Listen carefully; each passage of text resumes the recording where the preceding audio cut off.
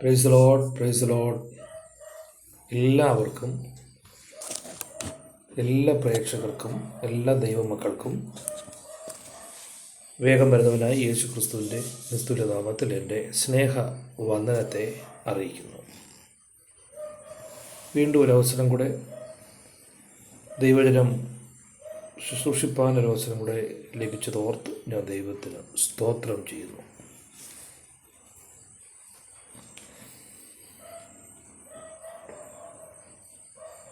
ഇന്ന് നാം ചിന്തിക്കുന്നത് കഴിഞ്ഞ ദൈവവചന ധ്യാനം അഥവാ വീഡിയോയിൽ നമ്മൾ ചിന്തിച്ചതിൻ്റെ തുടർച്ചയായിട്ടായിരിക്കും ഇന്ന് നമ്മൾ അല്പസമയം ചിന്തിക്കാനായിട്ട് പോകും.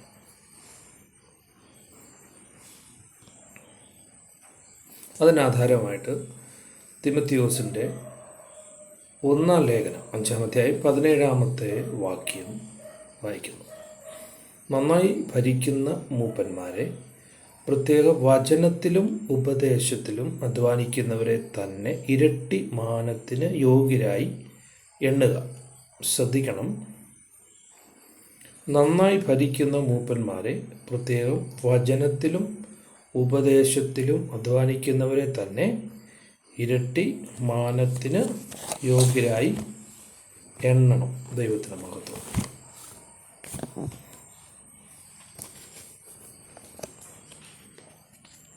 നമുക്ക് പ്രാർത്ഥിക്കാം. പരിശുദ്ധ ദൈവമേ, ഞങ്ങളുടെ സ്വർഗീയ പിതാവേ, എല്ലാ വചനത്തിനായിട്ട് നന്ദിയോടെ സ്തോത്രം ചെയ്യുന്നു. ഈ വചനം അനുഗ്രഹിച്ച് ഞങ്ങൾക്ക് നൽകണം. ഇത് ഞങ്ങളുടെ ശുശ്രൂഷയിൽ, ഞങ്ങളുടെ ആത്മീയ ജീവിതത്തിൽ ഞങ്ങൾക്ക് കരുത്ത് പകരുവാൻ, അനുഗ്രഹിക്കപ്പെടുവാൻ, ശുദ്ധീകരിക്കപ്പെടുവാൻ സഹായിക്കണമേ. എളിയൊരു തൃക്കരങ്ങളിൽ ഏൽപ്പിക്കുന്നു. പ്രാർത്ഥന കേട്ടതുകൊണ്ട് സ്തോത്രം. യേശു ക്രിസ്തുവിൻ്റെ നാമത്തിൽ തന്നെ ആമേൻ, ആമേൻ. ഒരു പ്രാവശ്യം കൂടെ ആ വാക്യം ദൈവസന്നിധിയിൽ ഞാൻ വായിക്കുന്നു. നന്നായി ഭരിക്കുന്ന മൂപ്പന്മാരെ പ്രത്യേകം വചനത്തിലും ഉപദേശത്തിലും അധ്വാനിക്കുന്നവരെ തന്നെ ഇരട്ടി മാനത്തിന് യോഗ്യരായി എണ്ണണം. ഇരട്ടി മാനത്തിന് യോഗ്യരായിട്ട് എണ്ണണം എന്നാണ് തിരുവെഴുത്ത് നമ്മെ പഠിപ്പിക്കുന്നത്.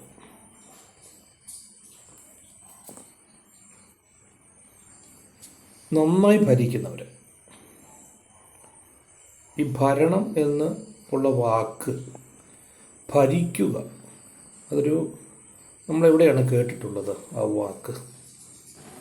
അങ്ങനെയുള്ള വാക്ക് നമ്മൾ ഈ പൊളിറ്റീഷ്യൻ്റെ ഇടയിലൊക്കെ, അതൊക്കെ രാഷ്ട്രീയക്കാരുടെ ഇടയിലൊക്കെ ആ വാക്ക് നമുക്ക് കേൾക്കാൻ കഴിയും. ഭരിക്കുക അല്ലെങ്കിൽ അധികാരത്തിൻ്റെ ശബ്ദമാണ് ഭരണം. ഭരിക്കുക, അതായത് അടിച്ചമർത്തുക അല്ലെങ്കിൽ കീഴ്പ്പെടുത്തുക, ഭയപ്പെടുത്തുക എന്നൊക്കെ നിലയിലുള്ള ആശയങ്ങളും വ്യാഖ്യാനങ്ങളും അതിൻ്റെ അകത്ത് വരാം. ചുരുക്കം പറഞ്ഞാൽ അതൊരു അടിമത്തം എന്ന നിലയിൽ വേണമെങ്കിൽ ചിന്തിക്കാൻ പറ്റും. ഭരിക്കുക, ഭരണം, ഭർത്താവ് ഭാര്യയെ ഭരിക്കുക, കുടുംബം ഭരിക്കുക. എന്നാൽ ദൈവവചനം നന്നായി പഠിക്കുകയും ദൈവവചനത്തിൽ ദൈവം ഉദ്ദേശിക്കുന്ന ദൈവത്തിൻ്റെ ഹൃദയത്തിലെ ആശയം അതെന്തെന്ന് ചോദിച്ചു കഴിഞ്ഞാൽ, ആ വാക്കിനെ നമ്മൾ ബിബ്ലീകരിച്ചു കഴിഞ്ഞാൽ, അല്ലെങ്കിൽ ബിബ്ലിക്കലായിട്ട് അതിനെ നമ്മൾ പറഞ്ഞു കഴിഞ്ഞാൽ, ആ വാക്ക് നയിക്കുക എന്ന് നമുക്ക് ചിന്തിക്കാൻ പറ്റും. നയിക്കുക, കുടുംബം നയിക്കുക, ഇടയ പരിപാലനം, അല്ലെങ്കിൽ സഭയെ നയിക്കുക, ഒരു കൂട്ടത്തെ നയിക്കുക എന്ന് പറഞ്ഞു കഴിഞ്ഞാൽ അതിൻ്റെ അകത്തെ ഒരു മർമ്മം സ്നേഹിച്ച് ശിക്ഷിച്ച് വാത്സല്യത്തോടെ നടത്തുന്നൊരനുഭവം. അങ്ങനെ സ്നേഹിച്ച് ശിക്ഷിച്ച് വാത്സല്യത്തോടെ വളർത്തുന്ന, നയിക്കുന്ന ഒരനുഭവം. അഥവാ ഉദാഹരണത്തിന് ആടുകളെ ഇടയന്മാർ സ്നേഹിച്ച് ശിക്ഷിച്ച് വഴിതെറ്റിക്കാതെ നന്നായിട്ട് വളർത്തുക അല്ലെങ്കിൽ നയിക്കുക. ശത്രുക്കൾ ആക്രമിക്കാതെ, മൃഗങ്ങൾ ആക്രമിക്കാതെ, കുഴിയിലൊന്നും അകപ്പെട്ടു പോകാതെ, വഴിതെറ്റിപ്പോകാതെ, അതിനെ കൂട്ടം തെറ്റിപ്പോകാതെ ഒരാൾ ഇടയൻ ആടുകളെ പരിപാലിക്കുക. 99 വിട്ടിട്ട് ഒന്നിനെ തേടി പോയിട്ടതിനെ പറ്റി നമ്മൾ ലൂക്കോസിൻ്റെ സുവിശേഷത്തിൽ കാണാൻ കഴിയുന്നുണ്ടല്ലോ. അപ്പം അത്രയ്ക്ക് സ്നേഹം. പോയത് ഒരാടേ ഉള്ളൂ, പക്ഷെ 99 ഉണ്ടല്ലോ എന്ന് കരുതി ഇടയൻ ആശ്വസിച്ചില്ല. ഇടയൻ നഷ്ടപ്പെട്ടു പോയ ആടിനെ ഓർത്ത് ഭാരപ്പെട്ടു, ദുഃഖിച്ചു, വിഷമിച്ചു. അതിനെ തിരിച്ച് നടന്ന് എവിടെയാണോ ആട് നഷ്ടപ്പെട്ടത്, വഴിതെറ്റിപ്പോയത്, കുഴിയിലകപ്പെട്ടത് എവിടെയാണോ, ഉറുങ്കാട്ടിൽ കുടുങ്ങിക്കിടക്കുകയാണോ, ആടിനെ രക്ഷിച്ച് മടക്കി കൊണ്ടുവരുന്നത് വരെയും ഇടയനുണ്ടാകുന്ന ആ വ്യഥ അല്ലെങ്കിൽ ആ ഭാരം, അതാണ് ആത്മഭാരം. യേശു ക്രിസ്തു ഭൂമിയിൽ വന്നത് നമ്മെ ശുശ്രൂഷിപ്പാനും അനേകർക്ക് വേണ്ടി തൻ്റെ ജീവനെ മറുവിലയായിട്ട് കൊടുക്കുവാൻ തന്നെയാണ് കടന്നു വന്നത്. നല്ല ഇടയൻ തൻ്റെ ആടുകൾക്ക് വേണ്ടി തൻ്റെ ജീവനെ പോലും നൽകുവാനായിട്ട് ഇടയായിത്തീരും.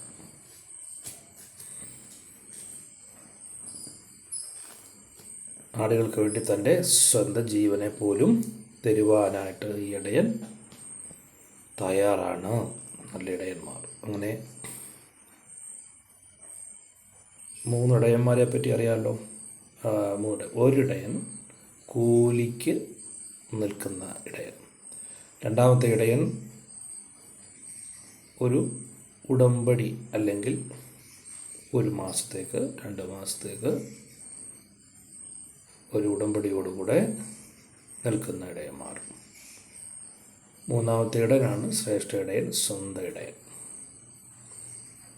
ഓക്കെ, ഇവിടെ നമ്മൾ വീണ്ടും ചിന്തിക്കുന്നത് ആരാണ് മാന്യൻ അല്ലെങ്കിൽ ആരാണ് മാനിക്കപ്പെടുന്നത്, ദൈവത്താൽ യഥാർത്ഥമായി മാനിക്കപ്പെടുന്നത് ആരാണെന്നുള്ള വിഷയമാണ്. ഞാൻ നേരത്തെ മുൻപിട്ട വീഡിയോയിൽ ഞാൻ പറഞ്ഞ വചനത്തിൻ്റെ തുടർച്ചയാണെന്ന് ഞാൻ നിങ്ങളോട് പറഞ്ഞിരുന്നല്ലോ. ഇവിടെ നമുക്ക് കാണുവാനായിട്ട് കഴിയുന്നു, നന്നായി അധ്വാനിക്കുന്നവരെ മാനിക്കണം.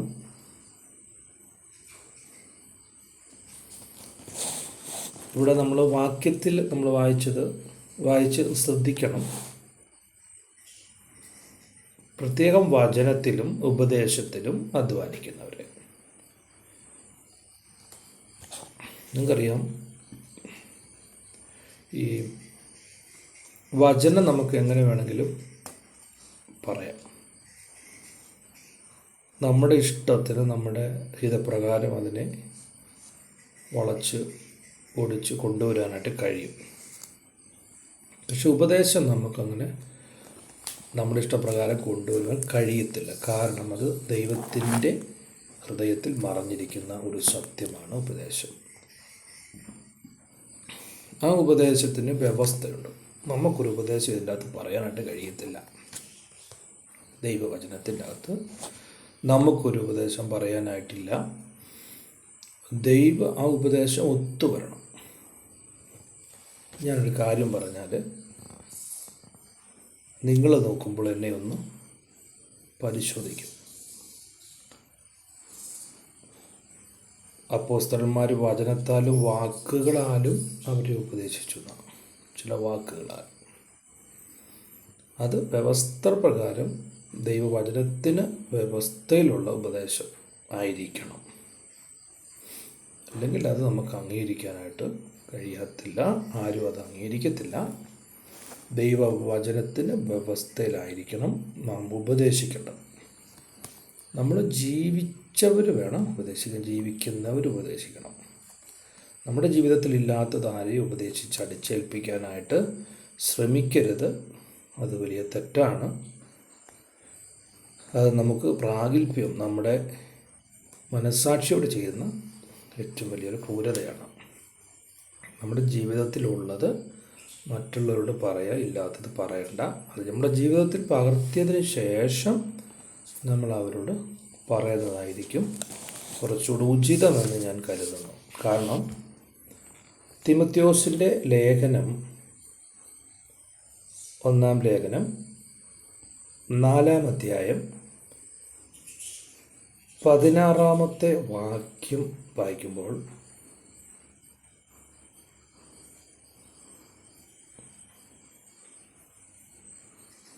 നിന്നെ തന്നെയും ഉപദേശത്തെയും സൂക്ഷിച്ച് കൊള്ളുക, ഇതിൽ ഉറച്ച് നിൽക്കാം. അങ്ങനെ ചെയ്താൽ നീ നിന്നെയും നിൻ്റെ പ്രസംഗം കേൾക്കുന്നവരെയും രക്ഷിക്കും. നമ്മൾ എന്തുകൊണ്ടാണ് ഇന്ന് അനേകം രക്ഷിക്കപ്പെടാത്തത്? ഇന്ന് കാലത്ത് ആരും രക്ഷിക്കപ്പെടാത്തതിൻ്റെ ഒരു കാര്യം നമ്മുടെ ജീവിതത്തിൽ ഇല്ലാത്തത് നമ്മൾ പ്രസംഗിക്കുന്നത് കൊണ്ട് ആളുകൾ അന്താളിച്ച് ഇരുന്നു പോവുകയാണ്, അഥവാ അത്ഭുതപ്പെട്ടു പോവുകയാണ്. അമേസിങ്, ഇല്ലാത്തൊരു കാര്യം പറയുമ്പോൾ അങ്ങനെയൊക്കെ ഉണ്ടോ? സാധാരണക്കാരായവരോട് നമ്മൾ വലിയ അത്ഭുതകരമായി സംസാരിക്കുമ്പോൾ അവരാശ്ചര്യപ്പെട്ടു പോവുകയാണ്, അത്ഭുതപ്പെട്ടു പോകുന്നു. അവരത്ഭുതപ്പെട്ടു പോവുകയാണ്. ഈ പ്രസംഗിക്കുന്ന ആൾ തന്നെയാണോ എന്ന് അവർ ചിന്തിച്ചു പോവുകയാണ്. ഇയാൾ തന്നെയാണോ ഈ പ്രസംഗിക്കുന്നത് എന്ന് അവർ അത്ഭുതപ്പെടുകയാണ്. നമ്മൾ പ്രസംഗിക്കുമ്പോൾ ജനം നമ്മളെ വിവേചിക്കും. അവർ വിവേചിച്ച് തമ്മിൽ പറയും, ജീവിതത്തിലുള്ളത് പറഞ്ഞാൽ പോരെ, എന്തിനാ ഇല്ലാത്തതെന്തിനാ പറയുന്നതെന്ന് ചോദിക്കും. നമ്മൾ കേൾക്ക പറഞ്ഞില്ലെങ്കിലും അവർ തമ്മിൽ സംസാരിക്കും. അത് നമുക്ക് ആക്ഷേപം, നമ്മുടെ ശുശ്രൂഷയ്ക്കും നമ്മുടെ ജീവിതത്തെയും അത് ബാധിക്കും. പിന്നെ നമുക്കൊരവസരം അവരോട് പറയാനുണ്ടാകത്തില്ല. നമുക്കവർ വില തരത്തില്ല, മതിപ്പ് തരത്തില്ല. ഇവിടെ നിന്നെ തന്നെയും നിൻ്റെ ഉപദേശത്തെയും സൂക്ഷിച്ചു കൊള്ളുക, ഇതിൽ ഉറച്ചു നിൽക്കുക. അങ്ങനെ ചെയ്താൽ നീ നിന്നെയും നിൻ്റെ പ്രസംഗം കേൾക്കുന്നവരെയും രക്ഷിക്കും എന്നാണ് ദൈവവചനത്തിൽ നമ്മളിപ്പോൾ വായിച്ചത്. സ്വന്തം ഇഷ്ടത്തിന് വേണ്ടി വചനം പറയുമ്പോൾ അത് ദൈവത്തിൽ നിന്നാകത്തില്ല, ദൈവത്തിൽ നിന്നല്ല അത് പറയുന്നത്. സ്വന്തം ഇഷ്ടത്തിൽ നിന്ന് നമ്മൾ വചനം, ദൂതുകളും പ്രവചനങ്ങളൊക്കെ പറയാൻ പറ്റും. പക്ഷെ അതൊരിക്കലും ദൈവത്തിൽ നിന്നാകണമെന്നില്ല. അത് ദൈവത്തിൻ്റെ ഇഷ്ടമേ അല്ല, ദൈവത്തിൻ്റെ ഹിതമല്ല. അത് സ്വന്തം ഹൃദയത്തിൽ നിന്ന് സ്വന്തം ഇഷ്ടപ്രകാരം നമ്മൾ പറയുന്നതാണ്. എല്ലാവരുമല്ല, കുറച്ച് പേരൊക്കെ അങ്ങനെ പറയുന്നതായിട്ട് കേൾക്കുന്നു. എല്ലാവരെയും നമുക്ക് പറയാൻ കഴിയത്തില്ല.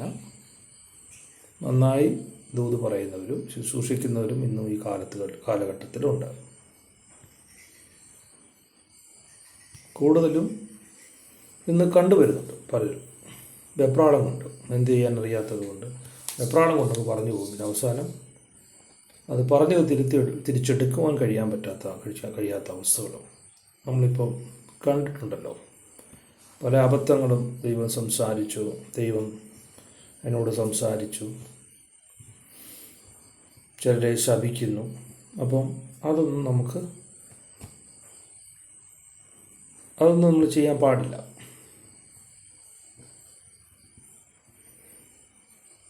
അപ്പോൾ പൗലോസ് അപ്പോസ്തലൻ പറയുന്ന ഒരു കാര്യം, ഞാൻ കർത്താവിൽ നിന്ന് പ്രാപിക്കുകയും നിങ്ങൾ കേൾപ്പിക്കുകയും ചെയ്യുന്നു. അപ്പോൾ കർത്താവിൽ നിന്ന് പ്രാപിക്കണമെങ്കിൽ വലിയ ബുദ്ധിമുട്ടാണ്. അതിന് നമ്മൾ വില കൊടുത്തേ മതിയാകും. ചിലപ്പം ദിവസങ്ങളോളം മാസങ്ങളോളം ഒക്കെ നമ്മൾ ദൈവവചനവുമായി പ്രാർത്ഥനയോടും ഉപവാസത്തോടൊക്കെ നമ്മൾ കാത്തിരിക്കേണ്ടി വരും. നമ്മൾ വളരെയേറെ പ്രാർത്ഥിക്കേണ്ടി വരും. അത് ഒരുപാട് കാര്യങ്ങൾ നമ്മൾ അതിൻ്റെ അകത്തുണ്ട്. പെട്ടെന്ന് ദൈവം വെളിപ്പാടോ ദർശനമോ ആ വചനത്തിൻ്റെ പൊരുളൊന്നും തിരിച്ചു തരണമെന്നില്ല. ഒത്തിരി കാത്തിരിക്കണം ദൈവസന്നിധിയിൽ നമ്മൾ. സ്തോത്രം.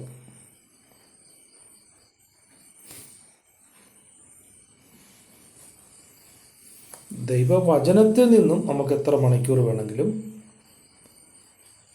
അടുക്കടുക്കായിട്ട് ഒരു മാലയിലെ മുത്തുമണികൾ പോലെ ഒന്നിന് പുറകെ ഒന്നായി കേൾക്കാൻ മനോഹരമായ രീതിയിൽ അടുക്കടുക്കായിട്ട് നമുക്ക് വചനത്തെ പറയാൻ കഴിയും. കേൾക്കാൻ ഇമ്പമായിരിക്കും, സുഖമായിരിക്കും, എല്ലാവർക്കും ഇഷ്ടമായിരിക്കും. പക്ഷെ ദൈവം അങ്ങനെ ആയിരിക്കത്തില്ല. ദൈവം നമ്മുടെ ഇഷ്ടത്തിനല്ല, നമ്മുടെ ഇഷ്ടത്തിന് വേണ്ടിയല്ല ദൈവം സംസാരിക്കുന്നത്. നമ്മുടെ സുഖം നോക്കി, നമ്മുടെ സന്തോഷം നോക്കി, നമ്മുടെ അവസ്ഥ നോക്കിയല്ല ദൈവം സംസാരിക്കുന്നത്.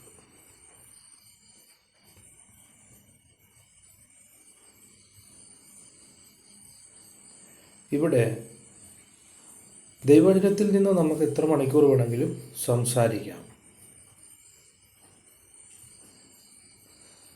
എന്നാൽ ദൈവത്തിൽ നിന്ന് നമ്മൾ പ്രാപിക്കണമെങ്കിൽ ഒരുപാട് വില നമ്മൾ കൊടുക്കണം. അത് അല്പമേ കാണുകയുള്ളൂ. വചനത്തിൽ നിന്ന് ഒരുപാട് മണിക്കൂറുകൾ പറയാൻ കഴിയും. പക്ഷെ ദൈവത്തിന് വളരെ അല്പമേ നമ്മളോട് പറയാനായിട്ട് കാണുകയുള്ളൂ.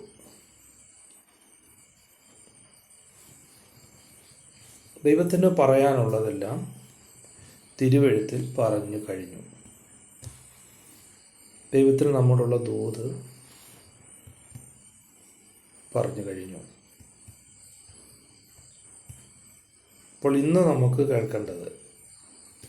ഇപ്പോൾ നമ്മൾ കേൾക്കേണ്ടത് അഥവാ ഇന്നത്തെ കാലഘട്ടത്തിൽ ദൂതും ആലോചനയും കേൾക്കേണ്ടവർ വില കൊടുക്കണം. വില കൊടുക്കാതെ, പ്രാർത്ഥിക്കാതെ, ആഗ്രഹിക്കാതെ, ദൈവ സാന്നിധ്യത്തിൽ നമ്മൾ ഇരിക്കാതെ നമ്മളത് കേൾക്കുവാൻ നമുക്ക് കഴിയത്തില്ല. അത് തിരുവെഴുത്തിലൊക്കെ നമ്മൾ കാണുന്നത് പോലെ ഒരു വ്യക്തിയോട് സംസാരിച്ചിട്ടുണ്ട് ദൈവം. ഒരു ഭവനത്തോട് ദൈവത്തിൻ്റെ ദൂതുകൾ അറിയിച്ചിട്ടുണ്ട്. ഒരു ദേശത്തോട്, ഒരു രാജ്യത്തോട് ഒക്കെ ദൈവം ദൂതുകൾ അറിയിച്ചിട്ടുണ്ട്. ഇസ്രായേൽ എന്ന് പറയുന്ന ഒരു ജാതി, യാക്കോബ്, പ്രവാചകന്മാർ മുഴുവനും പറഞ്ഞിരിക്കുന്നത് പ്രവാസത്തിൽ പോയവർ, അടിമത്തത്തിലായിരിക്കുന്നവർ, ദൈവത്തിൽ നിന്ന് മറന്ന് ദൈവത്തെ ത്യജിച്ച് ദൈവത്തെ ഉപേക്ഷിച്ച് മറന്നുപോയവരെ മടക്കിക്കൊണ്ടിരുന്ന ശുശ്രൂഷയായിരുന്നു പ്രവാചകന്മാരുടെ എല്ലാ പ്രവാചകന്മാരുടെ ശുശ്രൂഷ അതായിരുന്നു. അതെല്ലാം സംഭവിച്ചു കഴിഞ്ഞത്, അല്ലെങ്കിൽ പ്രവചനം നിറവേറാനുണ്ട്. പക്ഷെ ഈ ദൂതുകൾ മുഴുവനും ദൈവം പറഞ്ഞ് കഴിഞ്ഞു. ആ ഓരോ കാലഘട്ടങ്ങളിൽ ദൈവം എല്ലാവരോടും പറഞ്ഞു കഴിഞ്ഞു. ഇനിയും ദൈവത്തിന് സംസാരിക്കണമെങ്കിൽ വ്യത്യസ്തമായ നിലയിലായിരിക്കും നമ്മോട് ദൈവം സംസാരിക്കുന്നത്. അതുകൊണ്ട് നമ്മൾ ഈ ഉദ്ദേശിക്കുന്നത് പോലെ ആയിരിക്കത്തില്ല ദൈവം നമ്മോട് സംസാരിക്കുന്നത്.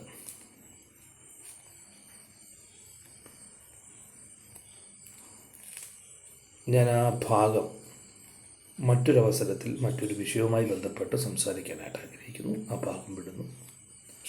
അപ്പോൾ ആരെ ദൈവം മാനിക്കും എന്നുള്ള ഒരു വിഷയവുമായിട്ട് ബന്ധപ്പെട്ടാണ് ഈ വിഷയം നമ്മൾ ഇത്രയും സംസാരിച്ചത്. കള്ളപ്രവാചകന്മാർ ഉണ്ട്. കള്ളപ്രവാചകന്മാർ വ്യാജം പ്രവചിക്കുന്ന, വ്യാജം ദർശിക്കുന്ന, വ്യാജം വെളിപ്പാട് കാണുന്ന, വ്യാജാത്മാക്കളുള്ള അഭക്തന്മാർ, അവിശ്വാസികൾ, അറയ്ക്കപ്പെട്ടവർ, ഇവരെല്ലാം നമ്മൾ ഇന്ന് ഈ സമൂഹത്തുണ്ട്. ഇവരെല്ലാം സഭയ്ക്കകത്തുണ്ട്. ഇവരൊക്കെ സ്റ്റേജിലുമുണ്ട്. അങ്ങനെ വരാതിരിക്കട്ടെ, അങ്ങനെ ഉണ്ടാകാതിരിക്കട്ടെ. അവരെല്ലാം നന്നായി വരട്ടെ, മാനസാന്തരപ്പെടട്ടെ. എവിടെങ്കിലും ഒരു കുറവ് നമ്മുടെ ജീവിതത്തിൽ ഉണ്ടെങ്കിൽ ഇപ്പോൾ ഈ നിമിഷം തന്നെ നമ്മൾ കഴുകൽപ്പെടണം, മാനസാന്തരപ്പെടണം, മടങ്ങി വരണം. അപ്പോൾ കള്ളപ്രവാചകന്മാരെ ഒരിക്കലും മാന്യന്മാരാണെന്ന് നമുക്ക് പറയാനായിട്ട് കഴിയത്തില്ല.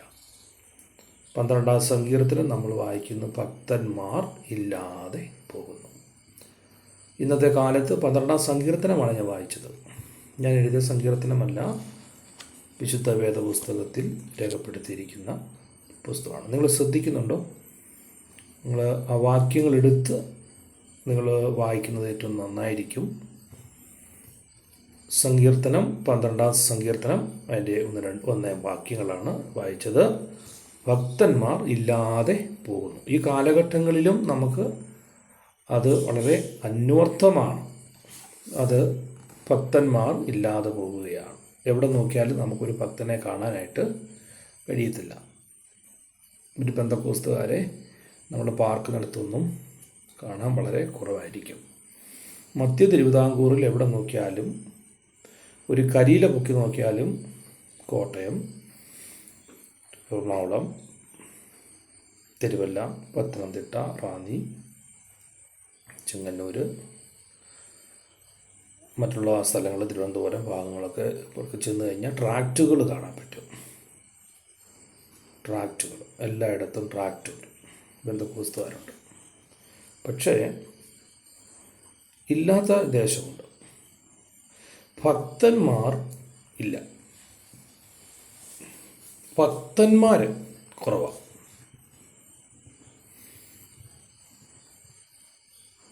ഭക്തി എന്ന് പറഞ്ഞാൽ ദൈവഭയം, ഒരുപാട് ഭയപ്പെടുക, ദൈവത്തെ നന്നായി ഭയഭക്തി ഉള്ളവരാണ് ഭക്തന്മാർ.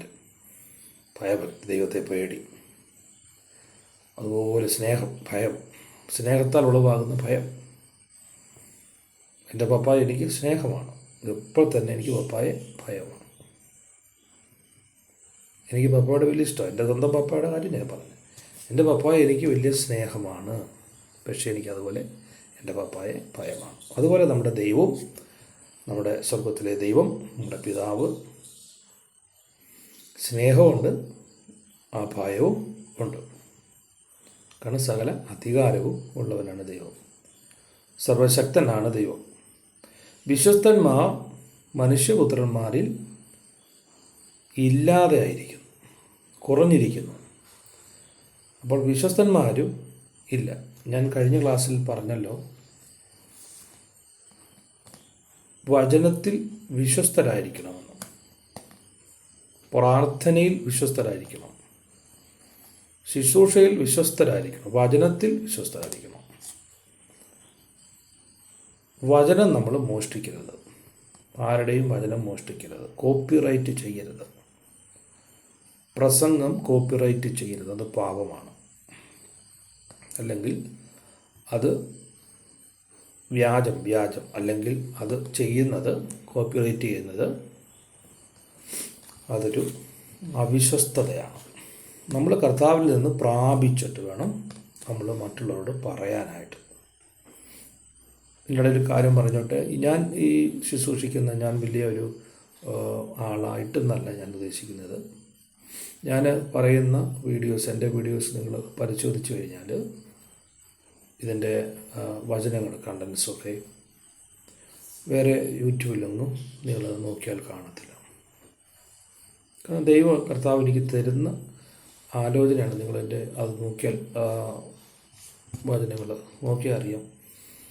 ദൈവം എൻ്റെ ഹൃദയത്തിൽ എനിക്ക് തരുന്ന, എൻ്റെ മനസ്സിൽ ഞാൻ ദൈവസന്നിധിയിൽ നിന്ന് പ്രാപിച്ച് അല്ലെങ്കിൽ കർത്താവ് എനിക്ക് തരുന്ന വചനങ്ങളാണ് ഞാൻ പറയുന്നത്. സ്തോത്രം. നന്ദിയോടെ ദൈവത്തിന് മഹത്വം. കർത്താവ് സ്തോത്രം ചെയ്യുന്നു. ഞാനിത് പറഞ്ഞത്, നമ്മൾ അങ്ങനെ ചെയ്യുകയാണെങ്കിൽ ദൈവത്തിൽ നിന്നും നമുക്ക് ആഴമായ ആലോചനകളും ദൂതുകളും പ്രാപിക്കുവാൻ കഴിയും. ദൈവത്തിൽ നിന്നും ഓരോ ദിവസവും നമുക്ക് പുതിയ പുതിയ ദൈവാലോചനകൾ കേൾക്കുവാൻ കഴിയും. നമ്മൾ പുതുക്കപ്പെടാൻ കഴിയും, വിശദീകരിക്കപ്പെടാൻ കഴിയും, അതുകൊണ്ട് നമ്മളെ തന്നെ ശക്തിപ്പെടുവാൻ കഴിയും. അത് നമുക്ക് അനുഗ്രഹമായി തീരട്ടെ. അപ്പോൾ ഇങ്ങനെയുള്ളവരെ നമുക്കൊരിക്കലും മാനിക്കാനായിട്ട് കഴിയുകയില്ല. ഇവർ അവിശ്വസ്തരായതുകൊണ്ട് നമുക്കൊരു മാനിക്കാൻ കഴിയും. ഞാൻ വേഗം പോട്ടെ. ദൈവം മാനിക്കുന്നവനെയാണ് നാം മാനിക്കേണ്ടത്. 1 ശമൂവേലിൻ്റെ പുസ്തകം 2-ാം അധ്യായം 30-ാം വാക്യത്തിൽ വായിക്കുന്നുണ്ട്,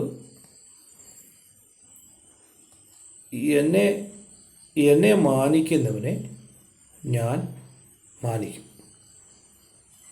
ദൈവം തമ്പുരാൻ പറയുകയാണ്, എന്നെ മാനിക്കുന്നവനെ ഞാൻ മാനിക്കും, എന്നെ മാനിക്കുന്നവനെ ഞാൻ മാനിക്കും. എന്ത് പവർഫുള്ളായിട്ടുള്ള വാക്യം അത്. ഭയങ്കര സ്തോത്രം. എന്നെ മാനിക്കുന്നവനെ ഞാൻ മാനിക്കും. എന്നെ മാനിച്ചാൽ ഞാൻ നിങ്ങളെ മാനിക്കും.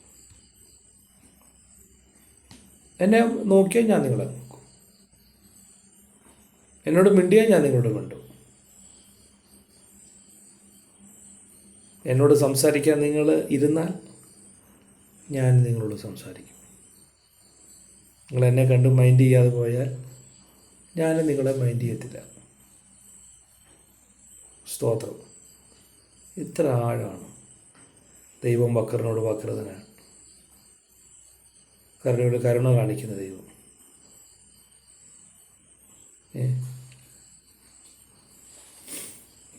ഇവിടെ പറയാണ്, ഏലിയുടെ പുത്രന്മാർ യാഗപീഠത്തിലും ഒക്കെ ചെയ്യുന്ന അനീതി വ്യവസ്ഥ പ്രകാരം അവർ ജീവിച്ചപ്പോൾ, പാപം ചെയ്ത് ജീവിച്ചപ്പോൾ യുദ്ധത്തിൽ അവർ മരിച്ചു.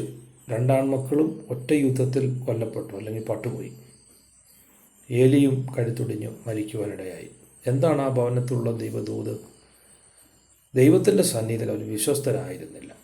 അവർ ഭക്തിയോടെ ജീവിച്ചു. ദൈവസന്നിധിയിലാണ് എന്നുള്ള ബോധ്യമില്ലാത്തവരായി. ദൈവത്തിൽ നിന്ന് കേൾക്കാനോ ദൈവത്തോട് പ്രാർത്ഥിക്കാനോ ഒന്നും അവർക്ക് കഴിഞ്ഞില്ല. പിതാവ് മക്കളെ ശാസിച്ച് അമർത്തിയില്ല, ശിക്ഷിച്ച് വളർത്തിയില്ല. അതുകൊണ്ട് ആ മക്കൾ, ആ ഒരു കുടുംബം പരാജയപ്പെടുന്നതായിട്ട് നമുക്ക് കാണാനായിട്ട് കഴിയുന്നു. യോഹന്നാന്റെ സുവിശേഷം 12-ാം അധ്യായം 16-ാമത്തെ വാക്യത്തിൽ, എനിക്ക് ശുശ്രൂഷ ചെയ്യുന്നവനെ എൻ്റെ പിതാവ് മാനിക്കും. നമ്മൾ മാനിക്കേണ്ടത്, ദൈവം മാനിക്കുന്നവനെ നമുക്ക് മാനിക്കാം. ശുശ്രൂഷ ചെയ്യുന്നവനെ നമുക്ക് മാനിക്കാം. ദൈവത്തിൻ്റെ വചനത്തിൽ വിശ്വസ്ത സാക്ഷി, സത്യവചനത്തെ യഥാർത്ഥമായി പ്രസംഗിച്ചുകൊണ്ട് ലജ്ജിപ്പാൻ സംഗതിയില്ലാത്ത വേലക്കാരനായി ദൈവത്തിനും കൊള്ളാവുന്നവനായി തീരണം. അങ്ങനെയുള്ളൊരു വ്യക്തിയെ നമുക്ക് മാനിക്കാം. അവരുടെ ജീവാവസാനം ഓർത്ത്, അവരുടെ ജീവിതാവസാനം മാതൃക നമുക്ക് പിൻപറ്റാം. നമ്മെ നടത്തിയവരെ, നമ്മെ നയിച്ചവരെ, ഭരിച്ചവരെയല്ല. നമ്മളെ ഭയപ്പെടുത്തി, നമ്മളെ ഭീഷണിപ്പെടുത്തി, നമ്മളെ എന്താ പറയുന്നത്, ഒരു മായാവലയത്തിൽ സ്വന്തം നേട്ടത്തിന് വേണ്ടി, അല്ലെങ്കിൽ ഇടയൻ്റെ സുഖത്തിന് വേണ്ടി ആളുകളെ വിൽക്കുകയും, പാല് വിൽക്കുകയും, അതിനെ കൊല്ലുകയും, അതിൻ്റെ മാംസം വിൽക്കുകയും, അതിനെ കൊന്ന് തിന്നുകയും. ദുഷ്ട ഇടയന്മാരുണ്ട്, ക്രൂര ഇടയന്മാരുണ്ട്. മൃഗങ്ങൾക്ക് കൊടുക്കുന്ന, മറ്റുള്ളവർക്ക് അങ്ങനെ വളരെ അനീതി ചെയ്യുന്ന ഇടയന്മാരുണ്ട്. അത് ദൈവവചനത്തിൽ യെഹെസ്കേലിൻ്റെ യിരെമ്യാവിൻ്റെ പുസ്തകത്തിൽ കാണുമ്പോൾ വായിക്കുന്നുണ്ട്.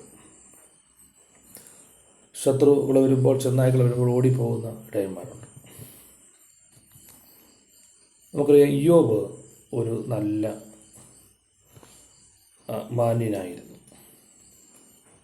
10-ാം അധ്യായത്തിൽ വരുമ്പോൾ ദൈവം ഇയ്യോബിനെ ആദരിച്ചതായിട്ട് കാണുന്നു. ദൈവം ആദരിച്ചു. മാന്യന്മാരെയാണ് ദൈവം ആദരിക്കുന്നത്. ഒരാദരവ് ലഭിക്കുക മറ്റുള്ളവരുടെ മുമ്പിൽ, മറ്റുള്ളവരുടെ മുമ്പിൽ, ദേശത്തിന് മുമ്പിൽ, ദൈവത്തിന് മുമ്പാകെ ആദരിക്കുക. ഞാൻ എന്നെ ആദരിക്കും, എൻ്റെ മുഖത്തെ ആദരിച്ചുകൊണ്ട് ഏറ്റവും മാന്യമായ ഒരു അവസ്ഥയാണ്, ഏറ്റവും നല്ലൊരു പദവിയാണ് നമുക്ക് ലഭിക്കുന്നത്, അല്ലേ? ഓർത്തു വരിക, ഒരു നല്ല ശുശ്രൂഷകനെ, ഒരു നല്ല ഒരു ഭക്തനെ മാനിക്കുന്നൊരു ദൈവം. സ്തോത്രം. എബ്ബേസിനെ പറ്റി നമ്മൾ വായിക്കുമ്പോൾ എബ്ബേസ് നല്ലൊരു മാന്യനായിരുന്നു. അവിടെ എഴുതിയിരിക്കുന്നത് അതുപോലെ തന്നെയാണ്. ദിനവൃത്താന്ത പുസ്തകത്തിൽ നമുക്ക് കാണാൻ കഴിയുന്നുണ്ട്. ദിനവൃത്താന്തത്തിൽ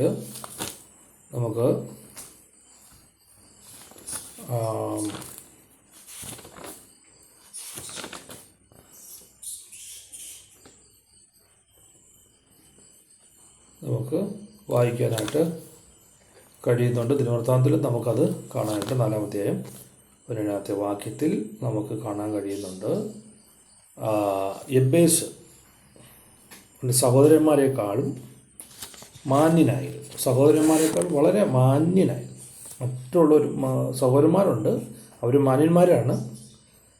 പക്ഷെ അവരെക്കാളും ഇരട്ടി മാന്യനായിരുന്നു എബ്ബേസ്. ഒരുപക്ഷെ വ്യസനത്തോട് ജനിച്ച് അവൻ വളരെ മാന്യമായി തന്നെ ജീവിച്ചു. മാതാപിതാക്കൾ അടുത്തില്ല എന്നുള്ള ചിന്ത ഉണ്ടെങ്കിലും അവൻ ഏറ്റവും മാന്യമായിട്ട് ജീവിച്ചു. ആരുമില്ല, അതുകൊണ്ട് പാപം ചെയ്യാം, അല്ലെങ്കിൽ അങ്ങനെ ജീവിക്കാം എന്നുള്ള ചിന്തയെല്ലാം വിട്ട് വളരെ മാന്യനായിട്ട് അവൻ ജീവിച്ചു. അവനൊരു വലിയ ഒരു സമൂഹമായിട്ട് മാറിയത് ചരിത്രം പറയുന്നത്. സഹോദരന്മാരുടെ നടുവിൽ അവൻ ഏറ്റവും മാന്യനായിരുന്നു. പുറത്തേക്ക് എന്ത് നല്ല പദവിയാണ് പ്രിയരെ. ദൈവത്തിന് വേണ്ടി നമ്മൾ നിന്നാൽ ദൈവം നമ്മെ മാന്യന്മാരാക്കും, നമ്മളെ ആദരിക്കും. ഇവിടെ നമുക്ക് കാണുന്നത്, ആ വ്യക്തി പ്രാർത്ഥിച്ചപ്പോൾ ദൈവം കേട്ടു. അവൻ അപേക്ഷിച്ചതൊക്കെയും ദൈവം കൊടുത്തു. ദൈവത്തിൻ്റെ കരവിനോട് കൂടെ ഇരിക്കുകയും അതിനെ വിശാലമാക്കുകയും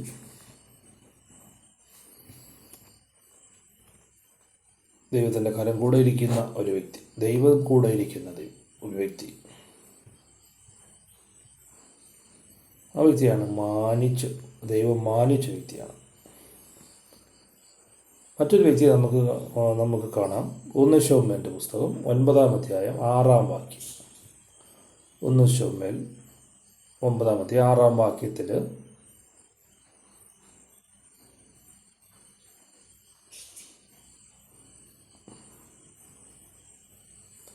ഒരു ദൈവപുരുഷൻ, ഇവിടെ നമ്മൾ കാണുകയാണ്, ഒരു ദൈവപുരുഷൻ, ദൈവത്തിൻ്റെ പുരുഷൻ.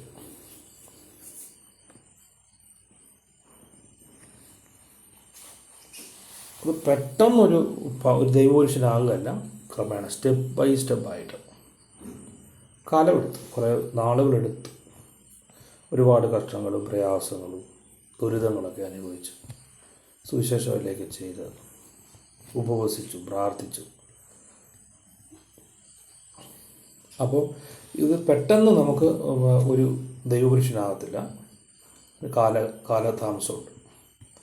പക്ഷെ വിശ്വസ്തയോടു കൂടെ നിന്നപ്പോൾ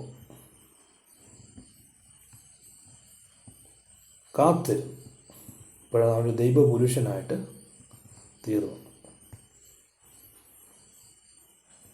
ഒരു മാന്യനായിരിക്കും ഈ വ്യക്തി, വളരെ മാന്യനായിരിക്കും. ഇടപെടുക, നന്നായിട്ട് മാന്യമായിട്ട് ഇടപെടുക. ഭവനത്തിലും സമൂഹത്തിലും ലോകത്തും കൂട്ടുകാരുടെയിലും സഭയിലൊക്കെ മാന്യമായി ഇടപെടുക. ആ കൃപ ദൈവം തരുന്നത്. മാന്യമായിട്ട് ഇടപെടുക എന്ന് പ്രത്യേക ഒരു ആൾക്കാരോട് മാത്രം ഒരു പ്രത്യേക മമത, മറ്റുള്ളവരോട് ഒന്നുമില്ലാത്തതല്ല മാന്യത. മാന്യതയുടെ വേഷം മാത്രമല്ല, ഒരു മാന്യതയുടെ ഒരു വേഷം, മറ്റുള്ളവർ നമ്മളെ മാനിക്കാൻ വേണ്ടിയുള്ള സംസാരം, മറ്റുള്ളവർ നമ്മളെ നല്ലത് പറയാൻ വേണ്ടി സംസാരിക്കുക, അത് ശരിയല്ല, തെറ്റാണ്. അത് ദിവസത്തിൽ പാവമാണ്. മറ്റുള്ളവർ എന്നെ നന്നായി പറയണം, നല്ലത് പറയാൻ വേണ്ടി.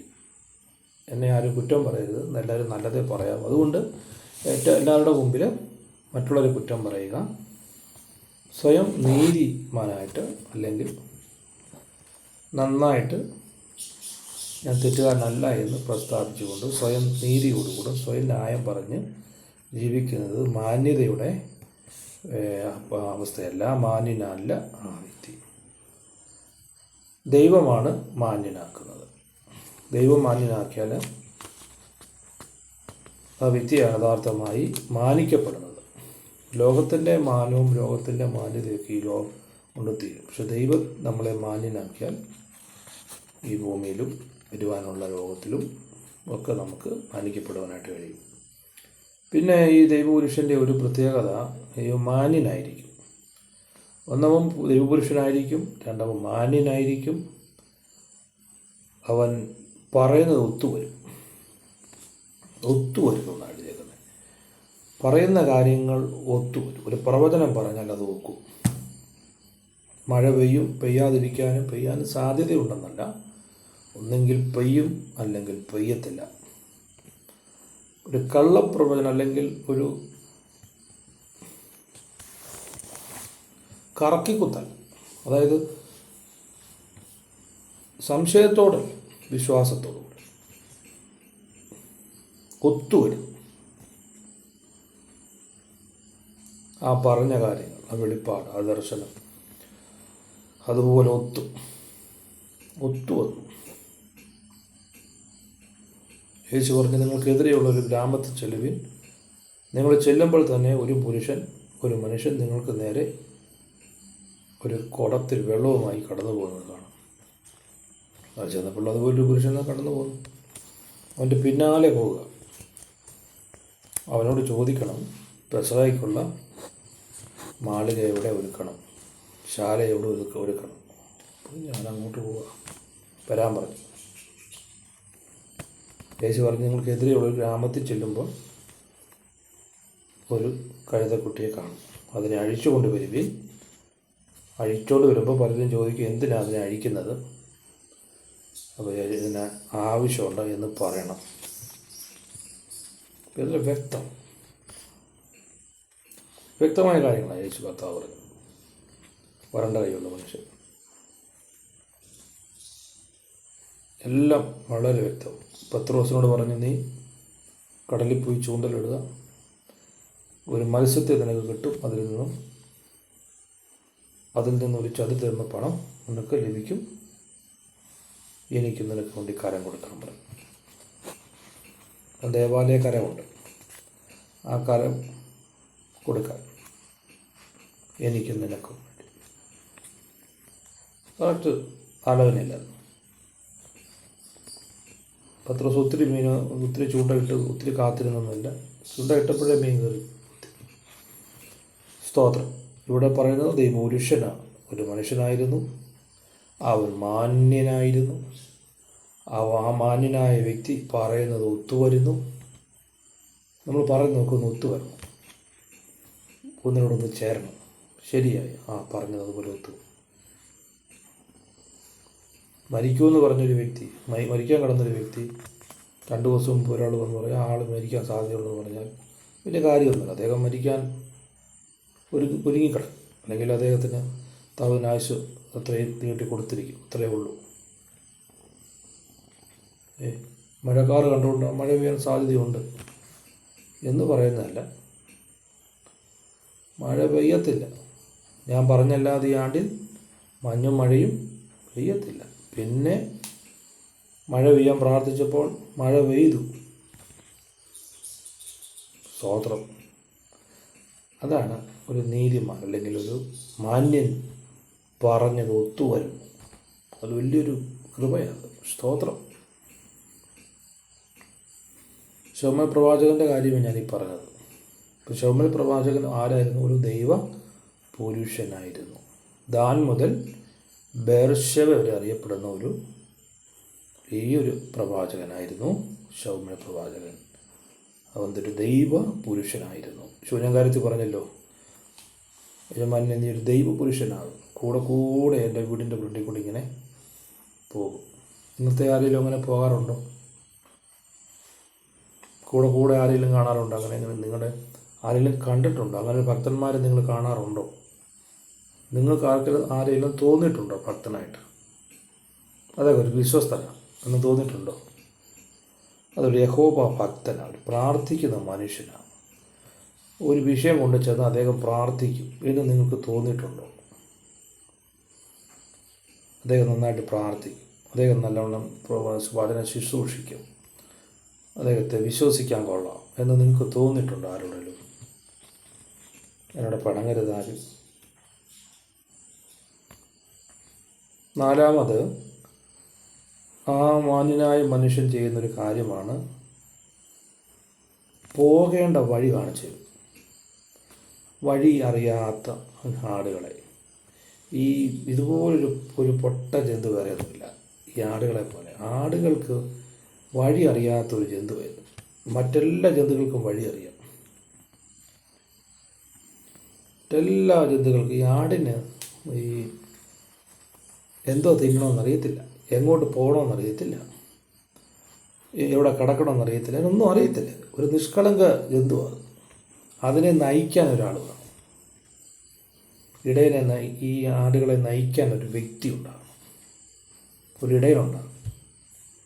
അതിന് വഴി കാണിച്ചു കൊടുക്കണം. ഇടയിൽ മുമ്പിൽ പോയാൽ ഇടയൻ്റെ ശബ്ദം കേട്ട് ആടുകൾ അതിൻ്റെ പുറകെ പോകും. അതുപോലെ വളരെ നിഷ്കളങ്കമായൊരു ജന്തുവാണ് ഈ ആടെന്ന് പറയുന്ന വർഗം. അപ്പോൾ അതിനെ വഴി കാണിച്ചു. ഇസ്രായേൽ ജനത്തെ വഴി അറിയാത്തവർക്ക് നീതിയുടെ വഴി, ജീവൻ്റെ വഴി, സത്യത്തിൻ്റെ വഴി, യഥാർത്ഥ വഴി കാണിച്ചു കൊടുക്കും. പുള്ളി എങ്ങനെയും രക്ഷപ്പെടുകയല്ല, മറ്റുള്ളവരെ കൂടെ ആ വഴിയിൽ കൊണ്ടുപോകാനായിട്ടുള്ള ശ്രമം, അത്യന്ത പരിശ്രമം നടത്തും. ഞാൻ അനുഭവിക്കുന്ന ഈ സന്തോഷം ഞാൻ പോകുന്ന വഴി കൂടെ, കാരണം ഞാൻ പോയ വഴിയാണ്, നേരത്തെ പോയ വഴി കൂടെയാണ് ഈ കൊണ്ടുപോകേണ്ടത്. നമ്മൾ അറിയാത്ത വഴി കൂടെ പോയാൽ നമ്മളും ആദ്യം ആ ഇടയിലായിരിക്കും കുടുങ്ങി പോകുന്നത്. രണ്ടാമതായിരിക്കും പിന്നെ പുറകെ ആളുകളും താഴ്ത്തു വീഴണം. അപ്പം നമ്മൾ പോകുന്ന ഏകദേശം നമുക്ക് നല്ല വഴിയാണെന്ന് തോന്നുന്നിടത്തൂടെ ഈ ആടുകളെ നയിച്ചു കൊണ്ട് പോകാം. അങ്ങനെ നമുക്ക് നയിക്കാൻ പറ്റിയ പുൽപ്പുറങ്ങളാണ് ഉൽപ്പത്തി മുതൽ വെളിപ്പാട് വരെയുള്ള 66 പുസ്തകങ്ങൾ. ഈ 66 പുസ്തകങ്ങളാണ് പുൽപ്പുറങ്ങൾ. ഈ മേഞ്ഞ് പഴയ നിയമത്തിൽ നിന്ന് പുതിയ നിയമത്തിൽ നിന്നും എടുത്ത് ഭക്ഷണം ആടുകൾക്ക് അതിൻ്റെ ഇളം തളിരിലകൾ, മുന്തിരിയുടെ ഇലകൾ, തളിരിലകൾ അതിനെ കൊമ്പൊടിച്ച് ആടുകൾക്ക് തൃപ്തിയാകുന്നതെന്ന് നടത്തും. 2, അത് ശാന്തമായ കലങ്ങിയ വെള്ളം അത് കുടിക്കത്തില്ല ആടുകൾ. ശ്രദ്ധിച്ചാൽ നിങ്ങൾ കലക്കി ഒന്ന് കൊടുത്ത് നോക്കാം. ഞങ്ങളുടെ വീട്ടിൽ 7 ആടുണ്ടായിരുന്നു, 7 ആട്. ഇപ്പോഴില്ല, അമ്മയ്ക്ക് വയ്യാത്തതുകൊണ്ട് ഇപ്പോൾ ഇല്ല. ആടുകൾക്ക് കാടിവെള്ളം, പിണ്ണാക്കോ പുളിമ്പൊടിയോ കലക്കി കൊടുക്കുമ്പോൾ അത് കഴിക്കത്തില്ല. അത് നല്ല ശാന്തമായിട്ട് 23-ാം സങ്കീർത്തനം നമ്മൾ വായിക്കുന്നത് എന്തുവാ? സ്വസ്ഥതയുള്ള വെള്ളത്തിനരികത്തേക്ക്, സ്വസ്ഥതയുള്ള വെള്ളമാണ് കുടിപ്പിക്കുന്നത്. അതിനറിയില്ല, അത് നമ്മൾ സ്വസ്ഥതയുള്ള വെള്ളമായിരിക്കും. അങ്ങനെ വളരെ നിഷ്കളങ്കമായി ഇതിനെ നമ്മൾ നയിക്കണം, നടത്തണം. അങ്ങനെ ഈ ആരാണ് മാന്യൻ? ദൈവത്താൽ തിരഞ്ഞെടുക്കപ്പെട്ട, ദൈവത്താൽ നിയോഗിക്കപ്പെട്ട വ്യക്തി, ദൈവത്താൽ അനുഗ്രഹിക്കപ്പെട്ട, ദൈവാത്മാവിനാൽ നടത്തപ്പെടുന്നു, ദൈവത്തിൽ നിന്ന് പ്രാപിക്കുന്ന, ദൈവത്തിൽ നിന്ന് കേൾക്കുന്ന, അടിയനോട് അരുളി ചെയ്യണമേ എന്ന്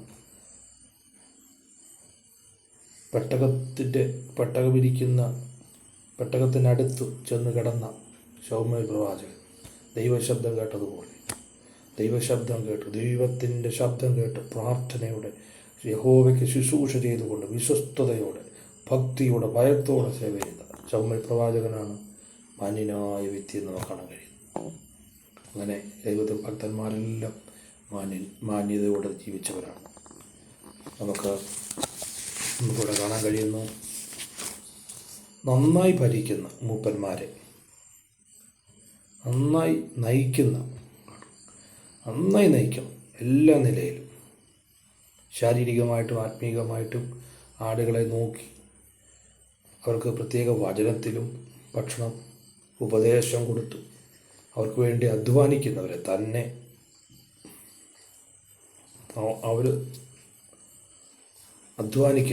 നമ്മൾ ഇരട്ടി മാനത്തിന് യോഗ്യരായിട്ട് എണ്ണണം. അവരെ നമ്മൾ മാനിക്കണം, അവരെ ബഹുമാനിക്കണം, അവർക്ക് വേണ്ടി പ്രാർത്ഥിക്കണം.